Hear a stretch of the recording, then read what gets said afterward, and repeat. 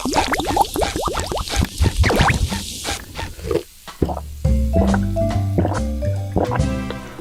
punya cerita.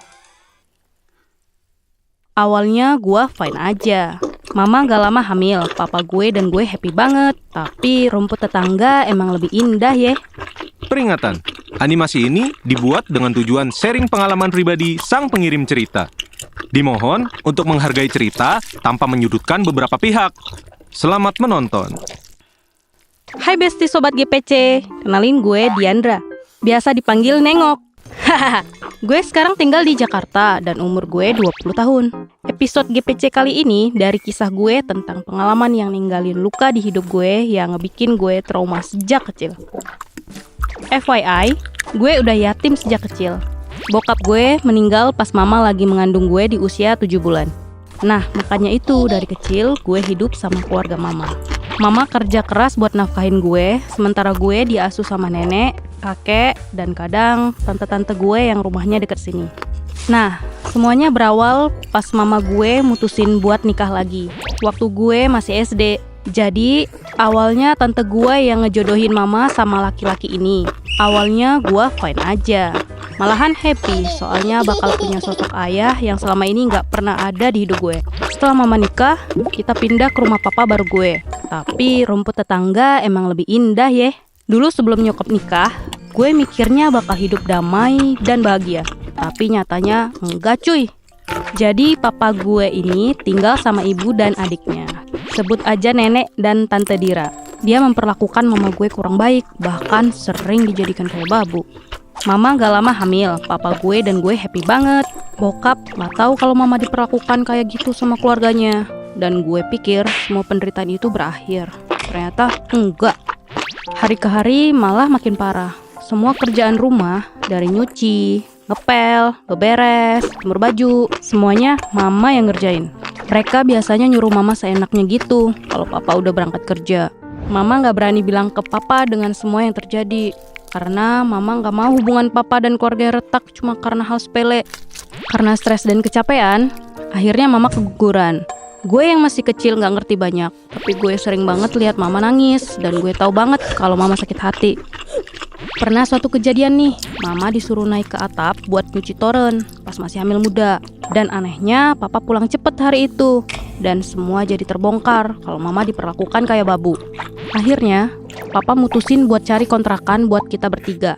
By the way, papa gue ini kerjaannya sebagai pengacara, dan mama selalu nemenin dia dari nol. Dari mulai ngebantuin segala urusan, sampai papa mulai dikenal banyak orang. Gue yang masih kecil pun udah apal semua kolega papa. Lambat laun, pekerjaan papa semakin lancar dengan menghandle banyak kasus. Sampai mengharuskan papa jarang pulang karena saking sibuknya dan padat tugasnya. Gue yang masih kecil sedih, karena gue jadi jarang lihat papa. Gue bangun pagi, papa masih tidur. Kalau malam, gue udah tidur. Gitu terus. Gue pun mulai ngerasa kehilangan sosoknya. FYI, papa gue tuh sering nemuin klien di luar kantor. Entah itu di kafe, resto, bahkan klub. Entah bisikan dan firasat dari mana, mama udah mulai curiga ke papa. Bahkan weekend pun papa masih sibuk sama kerjaannya dan jarang pulang. Akhirnya mama minta tolong ke tetangga depan kontrakan yang kebetulan kerja di bar buat ikutin papa.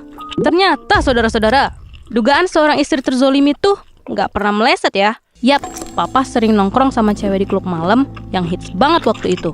Gue tahu perasaan mama hancur banget, dan beliau berusaha kuat di depan gue. Masalahnya pun jadi melebar kayak panu yang gak diobatin.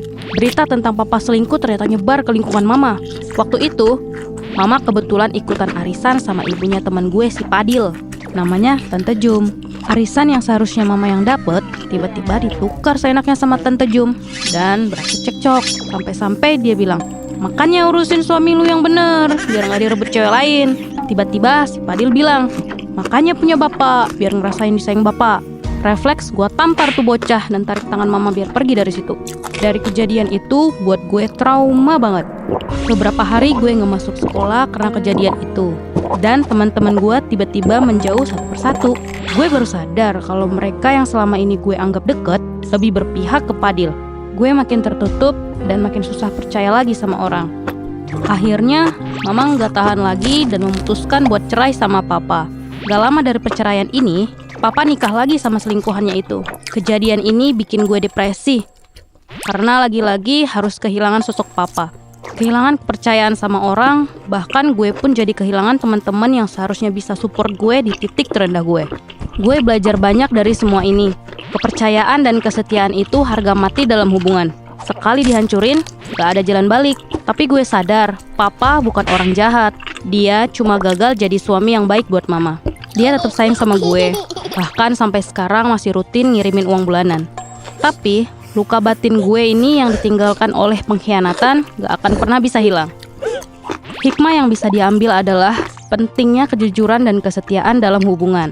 Sekali kepercayaan dihancurkan, sulit buat diperbaiki lagi. Dan pentingnya menghargai orang-orang tulus yang ada di sisi kita.